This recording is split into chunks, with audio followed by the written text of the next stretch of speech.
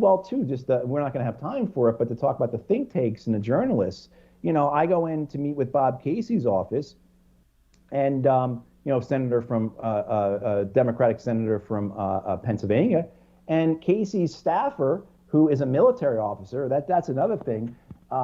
Within a bunch of years ago under Bob Gates, there always were what were called military fellows on Capitol Hill, where military officers would be assigned as staff members to members of Congress.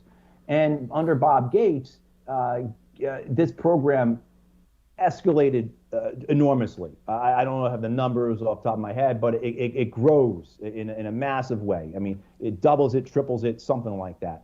So basically, what Gates is able to do is he's able to place an Army, Marine, Navy, Air Force officer in nearly all the offices, or I think at least the majority of the offices of the House and the Senate. And what he's offering to them is another staff person for free because the DoD is paying for these people. You're getting a very sharp, intelligent, motivated person. I can guarantee you those military officers were the first people in those offices every day and the last people to leave. I mean, so you're getting just a really top-notch person, but you're getting a person who works for the Secretary of Defense. But anyway, so the as I saw this in 2010, 2011, 2012, more and more when I would go in to meet with a member of Congress or their staff, there'd be a military officer present. And this would be the key person for that representative or senator on military issues.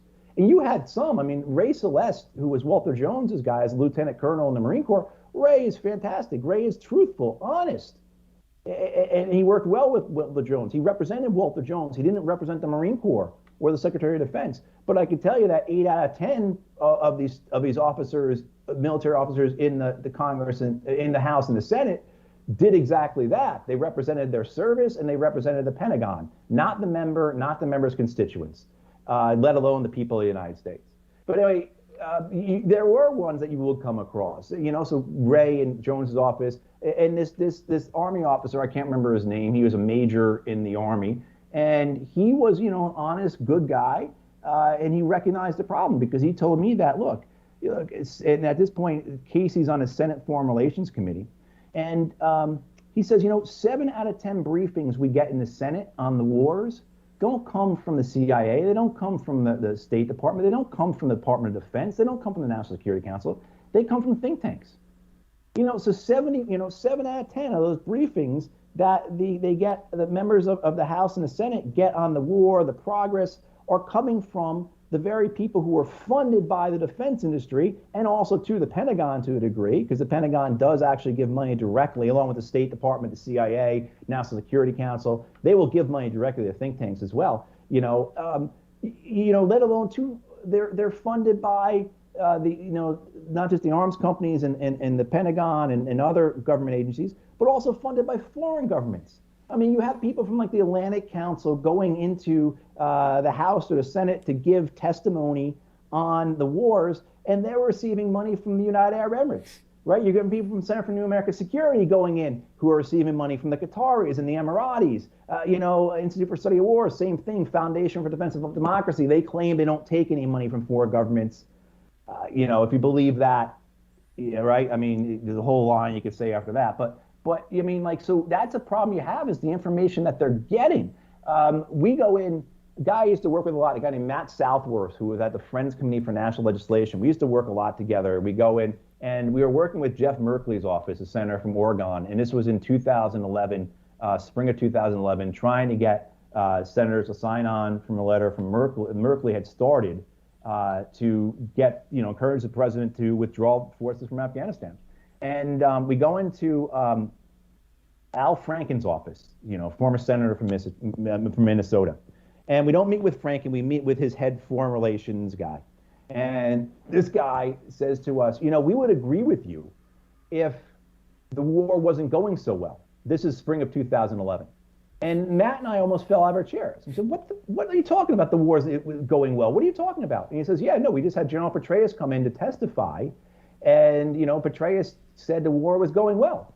And, Matt, much more organized, incompetent at doing this kind of work than I am, just pulls out like the latest quarterly report from the Department of Defense, shows how Taliban strength has grown year by year, shows how like more IEDs this year than last year than the year before, more rocket attacks, et cetera, et cetera. Just shows very completely, as well as the fact that this guy, the head foreign relations guy for Al Franken, doesn't know that more Americans are being killed in these wars or in the war in Afghanistan than the year before and the year before that. Like, doesn't know that.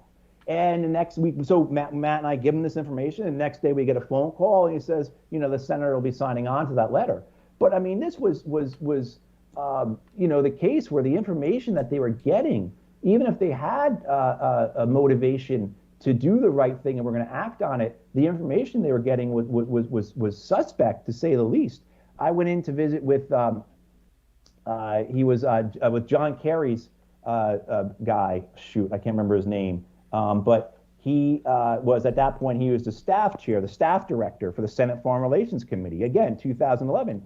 And he nearly jumps up in his chair because he'd just been briefed upon what our commandos in Afghanistan were doing. He said something to me like, I wish I could tell you what I was just told, but we are really taking it to them. And there's no way that they're going to be able to, this time next year, the entire leadership is going to be annihilated. All that bullshit, all that just nonsense, that the stuff that think tankers like John Nagel would describe as industrial scale killing, that this is all the night raids, and we were literally 20 to 25 times a night we were landing commandos, both U.S., NATO, Afghan commandos, into Afghan villages in the middle of the night, kicking in doors, shooting people, taking away their young men, their middle-aged men, their old men in the middle of the night, 20 to 25 times a night, basically carrying out a war of terror against the Afghan rural countryside, thinking that somehow we were going to cause them to be so afraid that they were going to stop supporting the Taliban. That was the essence of the counter-terror strategy that General Petraeus brought into Afghanistan in 2011 after he took over 2010 after he took over for General McChrystal. So he's the staff director for the Senate Foreign Relations Committee, believes this. And I say to him, do you know how many troops we still have in Afghanistan? He had no idea. And then when I said, do you know that the violence has gotten worse and that there's nothing to show that this is having any effect and never has? No idea. And then I say, well, here, look, here's a whole bunch of data. This all comes from the Department of Defense. It's their own information. You can see on these graphs how enemy activity has just gone up every year. Our presence is escalating the war, et cetera, the whole spiel.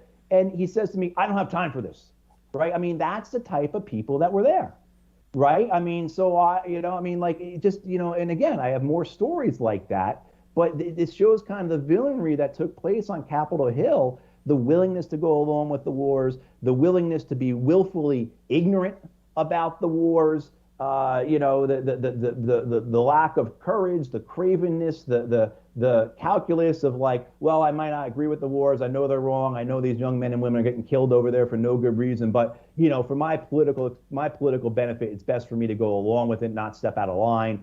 I mean, happened. It wasn't one or two cases. It happened all the time. I mean, it was just prevalent, with the few exceptions of, beginning with Barbara Lee, but, then men like Ron Paul and Walter Jones, Jim McGovern, Jeff Merkley, Russ Feingold when he was still there. I mean, there were a handful, and you can basically name them who they were. It was really,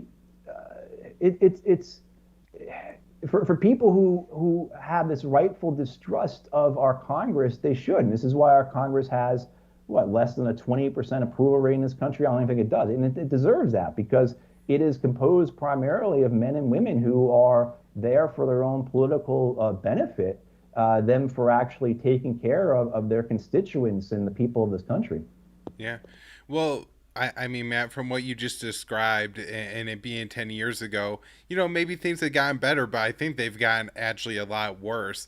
I mean, when you talk about losing, I think critically, Walter Jones, Ron Paul, and Dennis Kucinich from the House, yep, those were probably the three most articulate representatives. There are some people in the House who do vote the right way on these issues now, but they usually aren't outspoken about it, and they usually can't say anything like more so than yeah we should get our you know what, it's very like, you know, Yeah. just kind of slogany. It's not, you know, what Ron Paul or something could articulate where he could really explain why the war in Afghanistan wasn't going well, why nation building fails. You know, he's really paid attention the whole time and knows the thing. And so in some ways it's almost more discouraging looking